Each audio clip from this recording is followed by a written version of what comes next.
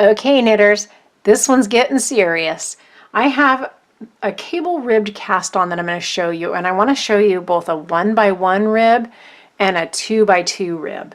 So when you stitch 1x1 ribbing, you're basically doing one knit stitch and one purl stitch and one knit stitch and one purl stitch, and you get this nice ribbed effect where you get a line of knit stitches and a little crevice of purl stitches. And if you turned the work over, you'd get the knit stitches.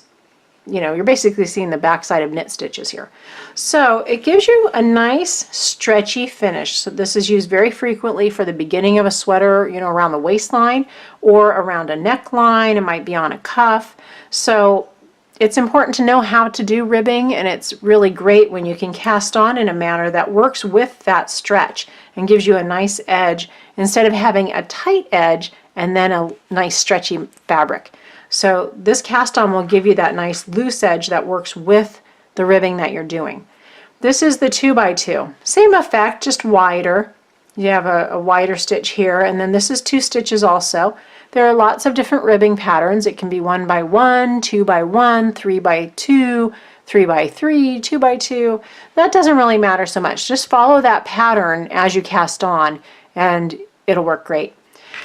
Now, I like in this particular cast on to also start with a somewhat advanced provisional cast on. I like to do that because then you can go right into your pattern. But the way to do a provisional cast on to start this is working with the tail of the yarn, the same yarn that you're using. You actually can make 2 slip knots. And I don't know that I'm so good at making 2 slip knots in a row. They tend to be kind of loose, but I find it doesn't really matter, so don't get too preoccupied with that. But I put a slip knot on my needle, and I'm going to bring that needle up kind of close to the point, and I'm going to make a second slip knot, and I'll do my best to keep these as close together as I can. I know you probably can't tell what I'm doing there, but learn how to make a slip knot and then learn how to make 2 slip knots, and just bring that up on the needle. And you can see I tend to have a gap in between, but I have just found that it really doesn't matter, because what's really going to matter is what happens after these 2 stitches.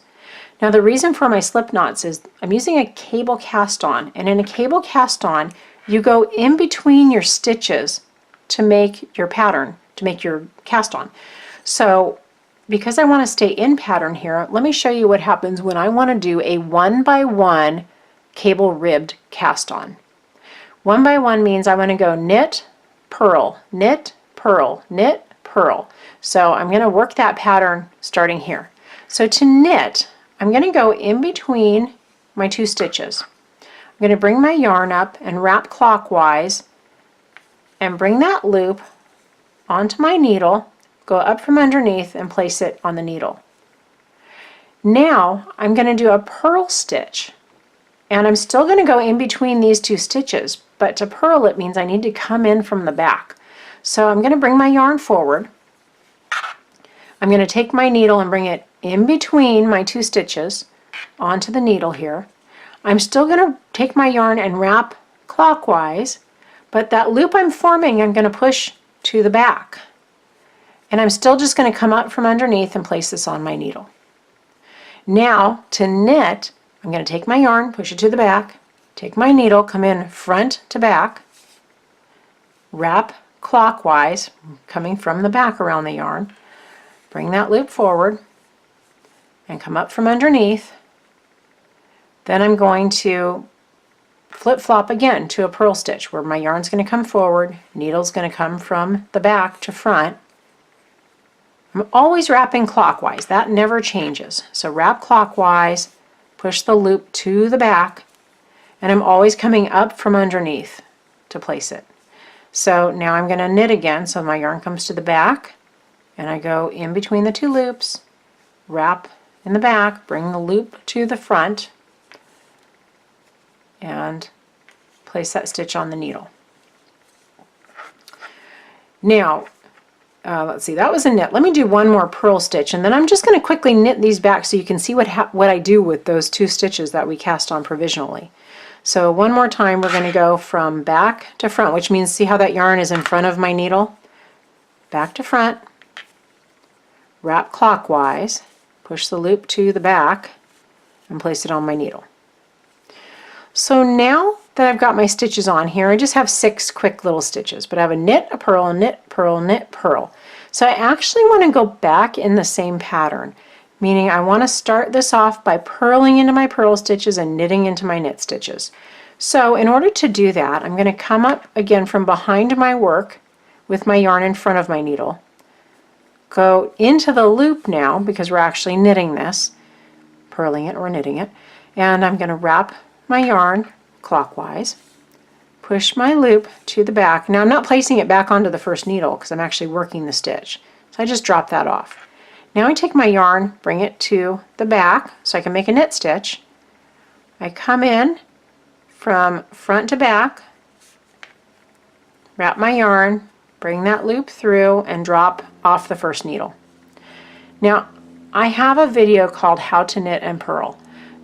It might help to watch that before you attempt this particular cast on. It is an advanced cast on. You do probably want to understand what knitting and purling is when you're doing it. It will make more sense. So now we're back to a purl stitch. So I'll quickly finish these off so that you can see what happens to those last 2 stitches on the needle. So I've got one more purl